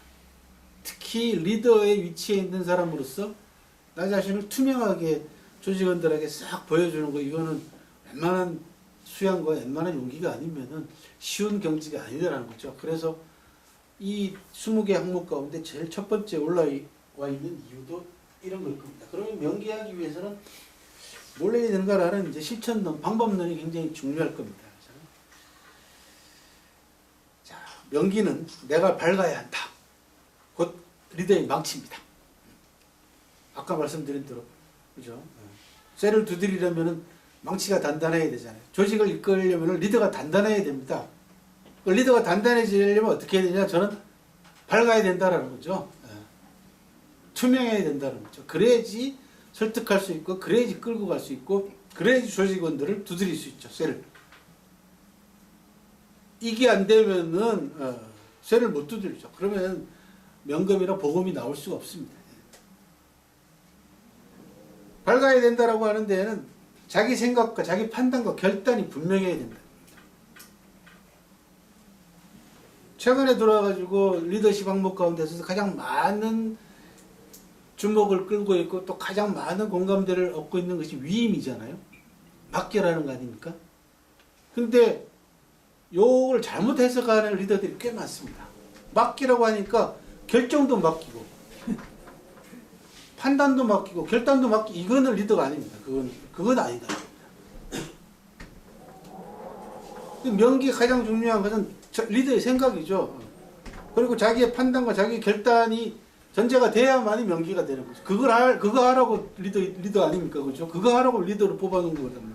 근데 그걸 안 하면 안 되는 거죠. 그러니까 리더가 책임을 내피하기 시작하면은 그건 고라파지죠. 그런 부분들은. 위임하라고 해서 그것까지 맡겨버리는 그런 리더들이 꽤 많습니다. 최근에 보면은. 아까 말씀드린 대로 조직에 있어서요. 리더가 아니고 엘리트들만 쭉 자기 밑에 있는 참모들만 쫙 거느려가지고 이들에게 모든 걸 다 맡겨버리고 자기는 무사한 일에 빠져있거나 이러면 조직은 산으로 가죠. 산으로 갑니다. 그리고는 마음이 안 놓여가지고 뭐합니까? 이런 리더의 특징이 뭐냐 그러면 측근 정치를 합니다. 누구 한 사람을 골라가지고 이들을 감시하게 한다. 네? 제일 나쁜 거죠. 가장 안 좋은 게 그겁니다. 나중에 이제 관중 얘기할 때 또 나오니까 그때 말씀을 드리도록 하겠습니다. 관련하여 노자의 저 말이 굉장히 가슴속에 와 닿습니다. 자지자 명이다. 자기 자신을 아는 사람이 명이다. 밝은 사람이다. 라는 거죠. 네. 스스로를 아는 사람이 아는 것이 밝음이다. 그런 뜻입니다. 이 밝을 명자의 함축된 뜻은요. 밝다, 비추다, 드러내다, 살피다, 깨끗하게 하다, 이루다, 미세한 것을 알아채다. 여기까지 다 들어갑니다. 왜? 미세한 걸 알아채는 거 보면 총명이라는 단어가 있죠. 총명이라는 단어 여러분 아시죠? 그죠? 총명하다고 하면 머리가 좋은 게 아닙니다. 총명하다고 하면 맨날 머리 좋은 줄 아는데 그게 아니고 총자 잘 보시면 귀자가 붙어 있죠. 귀가 밝은 걸 총이라 하고요. 명자는 원래 저 날일자가 아니고 눈목자였습니다. 눈이 밝은 걸 명이라고 해요. 그래서 리더로서 백성들의 어려움이나 고통을 잘 헤아릴 줄 아는 것, 잘 들을 줄 알아야 되고 그 다음에 미세한 부분까지 다 살펴서 백성들을 어루만질 줄 아는 리더의 리더십을 총명이라고 합니다. 이게 조선시대 때부터 나오는 단어입니다. 이 단어는. 총명이라는 단어는 중국식 리더십, 동양 리더십에 있어서 핵심입니다. 기본적인 핵심. 그리고 명은 바로 그런 총명에서 나온 단어다. 그리고 보다, 그 다음에 공개하다. 이런 다양한 뜻을 가지고 있는 것이 명이다라는 거죠. 그러니까 이게 정말 명기, 그죠? 할 일이 많죠. 굉장히 어려운 경지다. 이런 말씀입니다. 그리고 이 명과 대척점에 서 있는 부정적인 뜻으로는 암, 당연히 어두울 암자가 있을 것이고, 그 다음에 어지러울 낮자, 그 다음에 어리석다라고 하는 혼자, 그 다음에 탐욕스러울 탐자, 그 다음에 음탕한 음자, 이게 전부 다 명자하고 대비되는 단어입니다. 그러니까 군주로 얘기하면 명군이 있으면은 요런 짝에다가 군자를 붙이면 되죠. 암군, 그죠? 혼군, 난군, 탐군, 음군 이렇게 붙이면 됩니다. 그럼 명군하고 반대되는 쪽에 리더가 되겠습니다. 명기를 갖추기 위한 기본기. 리더는 자기 자신을 환하게 드러내고 명기라고 하는 리더십 항목을 확실하게 자기 자신의 힘으로 무장하기 위해서는 어때야 되냐? 책략이 뛰어나야 된다. 아이디어하고 지혜가 많아야 된다. 두 번째, 결단력을 갖춰야 된다. 사리에 밝아야 된다. 역사 공부 많이 해서 흥망성쇠 이치를 잘 알고 있어야 된다. 그 다음에 정교하고 치밀하게 리더십을 발휘해야 된다. 뭐 리더가 무슨 뭐 정교하고 치밀하냐고 이런 얘기 종종 대충 큰 거 할 줄 알면 되지 이런 얘기를 하시는데 그렇지 않습니다. 리더 작은 일을 못하면 큰 일도 못합니다. 동양의 리더들의 리더십을 보게 되면 굉장히 세밀한, 굉장히 디테일한 부분까지 신경을 쓰고 있습니다. 그래야 됩니다, 실제로. 그리고 인간이 가지고 있는 인성 가운데에서는 그런 디테일한 부분들까지 다 챙길 수 있는 부분들이 존재합니다. 그런데 성취하거나 큰 일을 이루고 나면은 일수 이런 부분들은 무시해버리는 거죠. 이걸 다른 사람한테 맡겨버리고, 아래 사람한테 맡겨버리고, 야, 이건 네가 가라. 이런 거죠. 그런데 상대는 정작 리더가 오기를 바라는데, 이제는 리더가 좀 컸다고, 내 기업이 좀 커졌다고, 내 권력이 좀 많아졌다고, 내가 돈이 좀 많다고, 아래 사람을 막 보내, 이제. 이때부터 리더들이 이제 망가지는 케이스. 전환점입니다.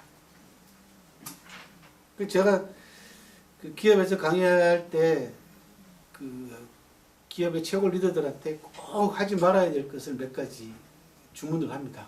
그게 뭐냐 그러면 성공하고 난 다음부터가 중요하지 않습니까? 되게 우리나라 리더들이 자수성가해가지고 창업을 해요. 그래서 굉장히 크게 성공을 하고 막 성공 신화해가지고 막 그죠? 사업도 사고 뭐 확장도 하고 크게 성공합니다. 이때 주의해야 될 첫 번째 주의. 명함 숫자가 늘어나면 안 된다. 성공하고 나면은 어마어마하게 많은 사람들이 몰려들어와서 손을 벌립니다.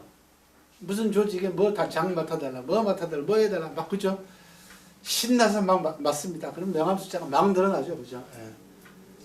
이거 금기사 다 챙기지도 못하면서 결국은 돈 달라는 얘기거든요. 다른 거 아니죠. 그러면은 돈을 주면 되죠. 기부를 하면 되는 부분이죠. 근데 그 돈의 대가를 말하는 거야, 리더가. 가서 무슨 자리에 가서 마이크 들고 한마디 하고 싶고 이제 과시하고 싶은 거죠. 내 성공을 자랑하고 싶은 거죠. 여기까지는 그나마 그래도 잘 버티는 리더, 부지런하니까 잘 버티더라고요. 이 단계에 가면 안 돼. 그 다음에 뭐 자서전을 쓰면 안 됩니다. 자서전을 쓰면은 거의 대부분 다 망가집니다. 대한민국 자서전 여러분들 읽어보셔서 알겠지만 솔직한 자서전이 있던가요, 그죠? 서양의 그 독설가들은 그런 얘기 많이 하잖아요. 그죠? 자서전 뭐라고 평가하냐면 위선과 거짓으로만 점철되어 있는 책이라고. 네? 자서전 살아생전에 자서전 됐다는 거죠. 자기 성공 신화를 막 내죠. 제가 잘 아는 제가 컨설팅했던 모 피자 회사의 대표께서는 그거를 심지어 중국어로까지 번역을 해서 중국에다가 또 막 뿌리고 그랬습니다. 그래서 결국은 망했죠. 어질고 의리가 있을 것, 염치를 할 것, 진퇴를 분명히 하고 양보할 줄 알 것. 이건 뭐. 그 다음에 심세도시할 줄 알아야 된다. 대세를 잘 살피고 타이밍을 헤아리라. 그런 얘기입니다. 이게 첫 시간에 여러분들한테 말씀드린 메가 트렌드입니다. 세상이 어떻게 흘러가고 바뀌는가라는 큰 경향을 정확하게 읽고 있어야 된다는 거죠. 그리고 어느 시점에 내가 물러날 것이며 어느 시점에 투자할 것이며 지금 이 상황이 안 좋을 경우는 얼른 접어야 되는 이런 부분들이 이 심세도시에서 나옵니다. 시자하고 세자를 바꾸기도 합니다. 심시도세라고도 합니다. 그 다음 충간과 선악을 분간할 줄 알아야 되고 소인배를 멀리하고 정직한 사람을 가까이 하고 직언을 수용하고 아부를 경계하라. 이거 권력 커지면요 여기부터 이제 문제가 발생합니다. 예. 사람은 듣기 좋은 소리만 듣고자 합니다. 인간이 가지고 있는 본성이 그렇거든요. 그죠? 조금 멋있게 표현을 해드리면 이성에 굴복하라 그런 얘기입니다. 그러니까 이게 감성에 휘둘리기 쉬운 동물이거든요. 그러니까 이성에 굴복하는 거 굉장히 어렵습니다. 실제로. 그래서 이성에 굴복하라는 거죠. 분명히 저 소리가 듣기 좋은 소리인데 내 속에 있는 이성적인 판단으로는 저놈이 지금 나한테 아첨하는 것 같아. 그러면 물리칠 수 있을 때 그걸 못 물리치는 겁니다. 그래서 이성에 굴복하라 그런 얘기를 합니다. 교양과 예의범절 이 말할 필요도 없고요. 청렴하고 간결하고 공적 가치를 추구하라. 이게 노블레스 오블리주입니다. 그 다음에 개척 정신과 진취성을 가지고 있습니다. 나이 들었다고 무슨 보수화될 이유가 어디 있습니까? 사람들은 그런 얘기합니다. 아이 그 나이가 들면 당연히 보수화되는 거지 뭐. 세상에 그런 게 어디 있어요? 나이 들었다고 좀 진취적이고 개척 정신을 발휘하면 어디가 덧납니까? 그죠? 그렇지 않습니다. 인간은 죽는 순간까지 진화할 수 있습니다. 진부할 수 있고 발전할 수 있다는 게 제 생각이고 현대에 들어와서는 이제 유머 감각이 있어야 된다. 그 다음에 문화적 소양을 갖추는 게 대단히 중요하다. 지난주에 제 강의 가운데 기억나시는지 모르겠지만 리더는 지휘하고 통솔하는 사람이 아니라 문화를 만드는 사람입니다. 기억나세요? 네. 그리고 문화에 대해서 여러분들한테 제가 상당히 자세하게 설명을 드린 바가 있습니다.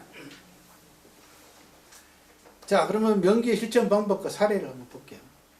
방법이 곧 사례입니다. 그죠? 그 방법을 실천한 사람들 이야기니까 정독, 책 읽어라. 독서입니다. 중국에 제가 이 책을 쓰고 강의를 준비하면서 중국의 어떤 리더십에 관계되는 책을 다 뒤져봐도 처음에 나오는 항목입니다. 공부하라는 얘기입니다. 중국의 제왕들 가운데에서 책만 읽기로는 당태종이 당연히 으뜸이고요. 그 다음에 송나라 태조 조광룡 같은 사람은 전쟁터에서도 책을 읽었다고 합니다. 그 다음에 청나라의 세 명의 유명한 황제들이 있죠. 그죠? 청나라의 전성기를 이끌었던 강희, 옹정, 걸륭. 그 가운데서도 강희제가 가장 공부를 많이 한 황제에 속합니다. 만주족, 이민족임에도 불구하고 문화적 소양이 대단히 높았던 제왕이고요. 자, 혼자 공부하는 게 독서라면 이제는 공독 대세입니다. 함께 읽으라는 얘기입니다. 그걸 옛날에는 뭐였습니까? 경연이라고 했죠. 그죠? 신하들하고 같이 책 읽고 토론하는 거죠. 경연. 조선시대 때 그 있었죠. 그죠? 다른 말로 경연이라고 합니다. 요즘 말로 스터디 그룹이죠. 그죠? 스터디 그룹. 공독하라. 요게 나중에 중국은 이제 제도로 정착화된 게 이제 경련이고 우리나라에 들어와서도 경련이라는 이름으로 이제 불리게 됩니다. 그다음 겸청 두루 들어라. 겸하란 얘기죠, 그죠? 그 다른 말로 하면 두루 들어라. 한 가지만 듣지 말고 두루두루 들어라를 겸청이라고 합니다. 강태종이 위증이라는 신하한테 명군은 어떤 사람이 명군이라고 합니까? 라고 물어보니까 위증이란 말입니다. 겸청 즉 명이요 편신 즉 암입니다. 두루두루 들으면 밝아지고 한쪽만 믿으면 어두워집니다. 어리석어집니다. 두루두루 들으십시오 라는 거죠. 두루 들으려면 어떻게 해야 됩니까? 방법이 있어야 될 거 아니야. 다양한 방법으로 의견을 구해야 됩니다. 저 전설시대 때 요순 때는 뭐가 있었냐면 신문고라는 게 있었습니다. 신문고가 뭐 우리나라 조선시대 때 궁궐 앞에 세우는 북인 줄 알고 계시지만 그 기원을 따지고 올라가면 조선시대 때가 아니고 요순 때까지 거슬러 올라간답니다. 그래서 백성들이 할 말이 있으면은 북을 두드리면은 그 예언을 들어줬다라는 거고, 가장 유명한 사례로는요 한나라 문제라고 하는 명군이, 저는 이 한나라 문제를 중국 역사상 최고의 명군으로 꼽습니다. 뭘 했냐 그러면 비방목과 진선지정이라고 하는 두 가지 의견 수렴 도구를 만듭니다. 비방목이라는 건 뭐냐면 대자보 같은 겁니다. 그러니까 비판할 수 있는, 글을 쓸 수 있는 나무를 세워놓는 거죠. 그 다음 진선지정, 좋은 말을 올리는 깃발. 그러니까 좋은 의견을, 대책이나 견해가 있으면 쓸 수 있는 깃발을 만들어놨어요. 세워놨어요.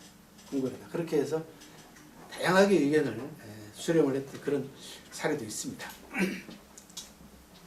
이런 공부를 통해서, 역사를 통해서 긍정과 부정의 롤 모델들을 찾아서 긍정적인 모델은 따라서 배우고 부정적인 모델은 그렇게 되지 않으려고 자기 스스로를 근신하라. 그런 얘기.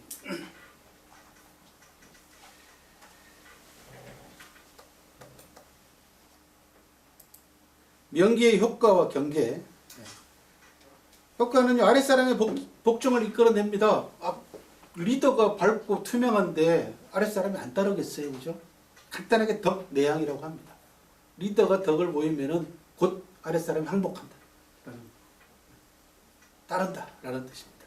그리고 통치의 큰 원칙을 실행시킬 수 있다. 큰 원칙이죠. 이게 뭐냐면 군명신직입니다. 군주가, 리더가 밝으면은 신하가 곧아진다. 정직해진다. 라는 거죠. 결과적으로 그렇게 되면은 모든 일이 제대로 굴러갈 수 있는 기초가 닦인다. 경계할 점은 뭐냐면 항상 말씀을 드리는 건데 인성의 약점을 극복하는 겁니다. 바른 말을 꼭 듣지 않고 있는 그대로 받아들일 수 있는 리더의 투명함, 뭐 이런 명기. 계시와 힘입니다. 명기가 주는 계시와 힘은요, 인재를 얻어 큰 일을 성취할 수가 있죠. 진나라 효공이 상황이라고 하는 개혁가를 얻어서 천하통일의 기반을 닦은 일. 근데 상황은 진나라 출신이 아닙니다. 위나라 출신입니다. 외국의 인재를 스카우트한 케이스죠. 그 다음에 유방이 진시황과 이사. 진시황이 천하를 돕는데, 천하를 통일하는데 가장 큰 도움을 준 인물이 이사. 초나라 사람입니다. 초나라 출신입니다. 외국 출신입니다. 그 다음에 유방을 도왔던 서한 삼걸. 이런 사람들이 모두 다 리더가 자기 자신을 솔직하게 드러내고 인재들을 수용하고 인정을 했기 때문에 가능했다. 반대의 경우는 망국이죠, 그죠? 걸주, 너무 잘 아시는 걸주. 그 다음에 우나라 임금, 가도벌객이라고 하는 유명한 사자성어가 있죠. 이 객자가 너무 글자가 어려워서 그렇지. 객을 정벌하기 위해서 길을 빌려달라. 그런 뜻이에요. 그 당시에 강대국이었던 진나라가 우나라에게, 사실은 우나라도 집어삼키고 싶어서 말 안 듣는 객을 내가 공격을 좀 할 테니까, 지나가는 길에 우나라가 있었어요. 이쪽에 객이 있고 그 길을 빌려야 되잖아. 그래가지고 우나라 임금한테 좋은 말이며 그 다음에 옥이며 이런 보석 같은 걸 줘가지고 꼬십니다. 그랬더니 탐욕스러운 우나라 임금이 길을 빌려줘. 그래가지고 길을 빌려서 계획을 벌하고 정벌하고 돌아오는 길에 후나라까지. 그래서 가도 벌객하면은 구실을 삼아가지고 길을 빌려달라라고 하는 그런 고사성어이긴 합니다만 그 안에 내용을 들여다보면은 어리석은 우나라 임금에 대한 풍자가 들어가 있는 겁니다. 이게 요 고사성어를 빌려가지고 임진왜란 왜구가 정명가도하겠다 한 거 아닙니까? 바로 그겁니다. 명나라를 정벌할 테니까 길 빌려달라. 라는 게 정명가도입니다. 초나라 평왕은 나라를 지탱할 만큼 큰 인재였던 오자서를 기용하기는커녕 오자서의 아버지하고 형님을 죽이죠. 간신배의 모함에 놀아나서 결국은 오자서가 오나라로 망명해서 오나라의 군대를 이끌고 나중에 초나라로 쳐들어와서 죽고 없는 초나라 평왕의 무덤을 파헤쳐서 시체에다가 채찍질을 가하는 굴미오 편시라고 하는 아주 엄청난 보복을 당하죠. 이게 리더가 명기하지 못하면은 이런 인재를 놓치게 되고 결국은 망국을 초래하게 되는 끔찍한 결과까지 나온다. 그런 이야기입니다. 좀 더 구체적인 계시를 몇 가지 들면 사람이 따르죠. 리더가 투명하고 밝고 깨끗한데 사람이 안 따를 리가 있겠습니까? 따르죠. 둘째, 과정이 당당해진다. 당연하죠. 그죠? 세 번째, 간사한 자를 붙여볼 수가 있죠. 리더가 곱고 밝으면. 거울하죠.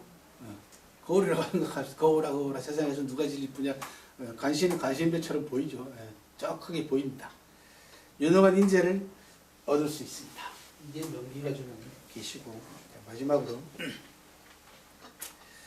지금부터 이제 공부를 하겠습니다. 지금까지는 제 강의를 들으신 것이고 이거는 여러분들이 가서 이제 나중에 제가 PDF 올려놓으시면 집에서 심심할 때 한번 써보세요. 따라서. 패막대우 부자지. 실패를 초래하는 이유로 자기 자신을 모르는 것보다 큰 건 없다. 실패의 가장 중요한 원인은 나를 모르기 때문에 그렇다는 얘기죠. 명기하고 관계되어 있는 고사성어들 명언명품을 제가 모아놓은 겁니다. 지인자지다. 남을 아는 사람은 총명하고 자지자 명이요. 아까 말씀드렸죠. 자신을 아는 사람은 한 차원 높고 밝고 자승자 강이다. 스스로를 이기는 사람은 강한 사람이다. 이게 노자간 유명한 명언입니다. 불계 우인이요 불의 우찬이다. 사람에게 부끄럽지 않으면 하늘조차 무섭지 않다. 여기 밀리다가 명기하면 하늘조차 안 무섭다는 얘기입니다. 왜? 떳떳하니까요. 그죠?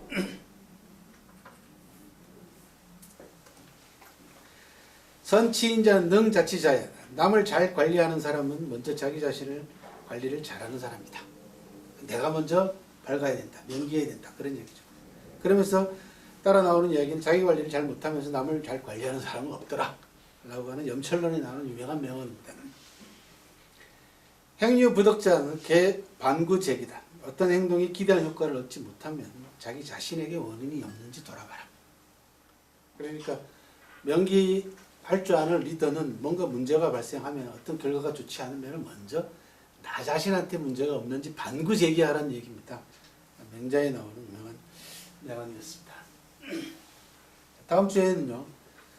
위공과 납관 두 항목으로 넘어가도록 하겠습니다. 서건까지 될는지 모르겠습니다만 일단은 제가 강의는 준비가 되어 있습니다. 준비를 하다 보니까 두 가지만 하면은 되지 않을까 싶습니다. 여기 상당히 내용도 많고 아까 말씀드린 대로 자질론 6가지를 다 하고 나면은 나머지 부분들은 겹치는 사례들이 많기 때문에 자연스럽게 흘러갈 수 있지 않을까 싶습니다. 네. 수고하셨고요. 두 번째 강의 모두 마치도록 하겠습니다. 궁금하신 거나 질문 있으면 하시기 바랍니다. 줌으로 들으시는 분들도 궁금하신 게 있으면은 문자로 주시면 말로 답을 해드리도록 하겠습니다. 안절고 잘 들으셨어요? 네. 예. 수고 많이 하셨습니다. 하신 말씀 있으면 하십시오.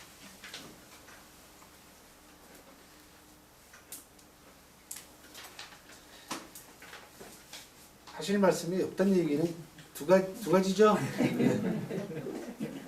제 강의가 완벽했거나 여러분들이 하나도 못 알아들었거나 전자라고 믿고 다음 주 토요일 2시에 뵙도록 하겠습니다. 수고 많이 하셨습니다. 자, 줌 나갈 거예요? 아니면 하실 말씀 있으면 하세요. 출석부도 있고 단톡방을 만들려고 하는데요. 성함하고 전화번호 전부 단톡방을 만들어서 서로 보기도 하고 배운다고 하겠습니다. 성함하고 연락처만 글자 보스. 예, 다 제 책임입니다. 예.